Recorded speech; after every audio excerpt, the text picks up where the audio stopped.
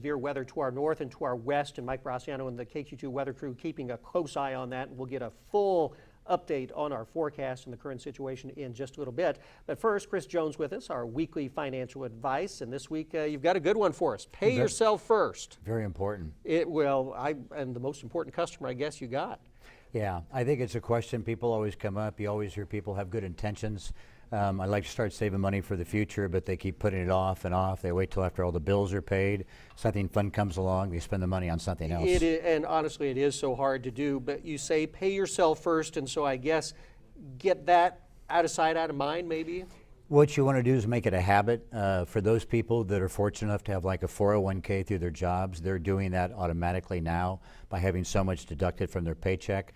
If your employer matches, that's like free money. So free money that just adds up. You don't want to turn that down, but some people do not have the opportunity to participate in a retirement plan. So you can start your own investment savings plan. It could be either a retirement account or a non-retirement account.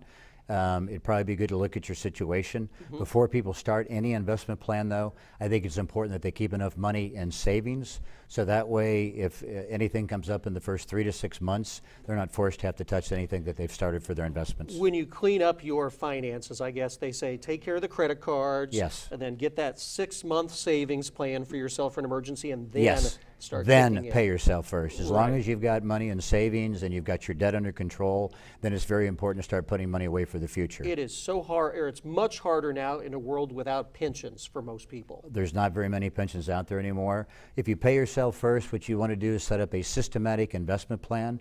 What that would mean is that you could earmark money to be moved from savings into your checking. You set up a plan with your advisor. You pick the right type of fund or investment that would be able to help meet your goals. And then once you set that up, you systematically put money in every month. You do it religiously. You don't take any time outs. When the market goes down, you buy more shares of what you're investing. When the market goes up, you'll buy fewer shares. It kind of is contradictory than what you think if the market's going down. Well, why in the world would you want to buy more? But it's cheaper to buy. If you're investing for the long term, the timing is not as important as the duration of time that you do it in. You want to think long term. You want to think quality. You want to diversify. Any of those things by itself will not guarantee a profit or protect against a loss. But if you stick with the plan and you review that plan on a regular basis with your advisor, they can make sure that you're on target to meet your goals for down the road. All good advice, sometimes so hard to follow, but just It is. get it, just make it automatic so you don't even have to think about it. How can folks reach you at Edward Jones? Thank you very much, Alan. I can be reached at my office at 1005 West St. Martin's Drive here in St. Joseph, but we also have roughly about 7 or 8 locations, other locations in town to serve the community and the surrounding areas. Good advice as always. Chris Jones from Edward Jones, thanks for being with us.